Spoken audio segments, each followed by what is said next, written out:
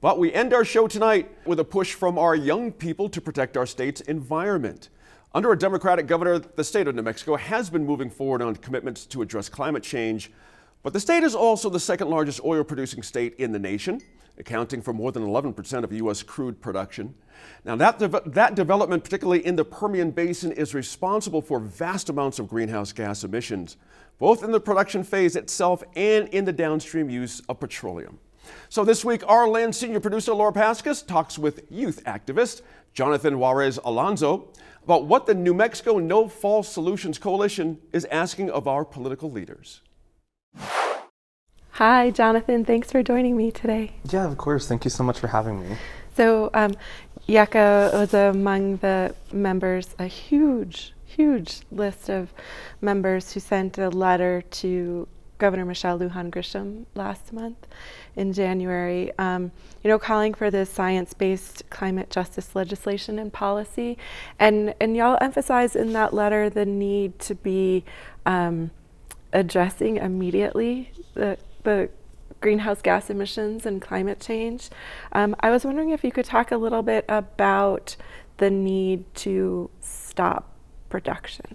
Exactly. So, and that's what has been our biggest battle with legislation that we're seeing coming up right now is, while it might, in some perspective, not in ours, but in some perspectives, if you look at it, just as our local carbon footprint here as a state, in some circumstances, we see emissions going down, but when we include the downstream emissions, all of the emissions created from what's produced and extracted here in New Mexico, that's where the bigger picture is. Because, as I'm sure you know, we recently, in the past year or so, we passed North Dakota, and we are now second in the country for oil and gas production. And so, that letter that you referred to, it called on the governor to follow the science and to propose science-based solutions.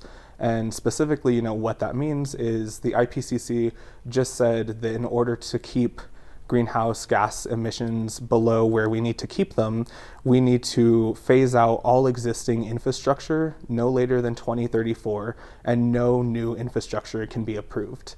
And we're very far from that here in New Mexico, unfortunately.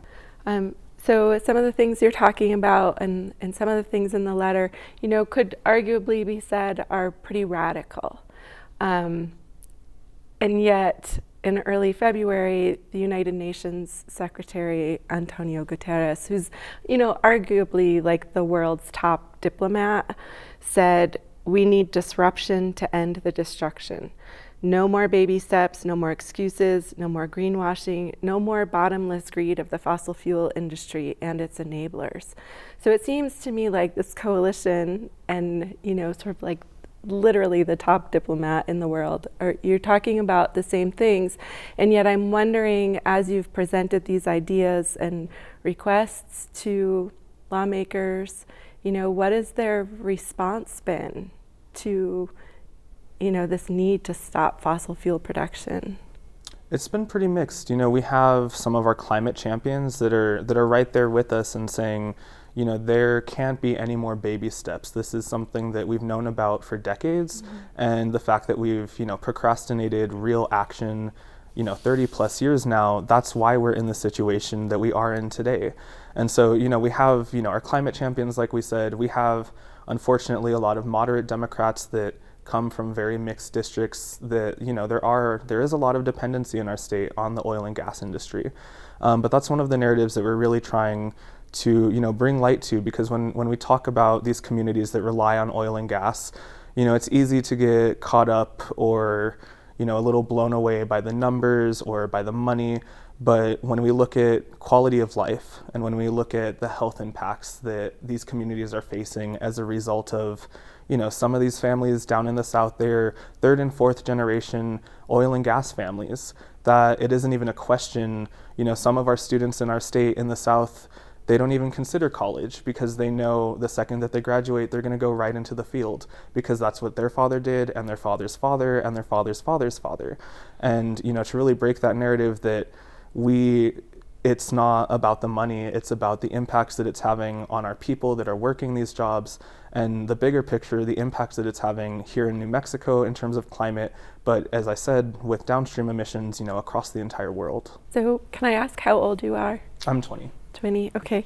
So I was hoping that we could talk a little bit about sort of the way that your generation faces climate change. When you think about your future, when you think about sort of the weight of what's happening, how do you think that maybe you feel differently about it than say me or my parents? I think that there's a lot of fear and uncertainty because for so long we've just been talking about this as it's like, some maybe not too far off, but still a distant future reality that there's going to be catastrophes forcing millions, potentially billions of people to relocate and become climate refugees.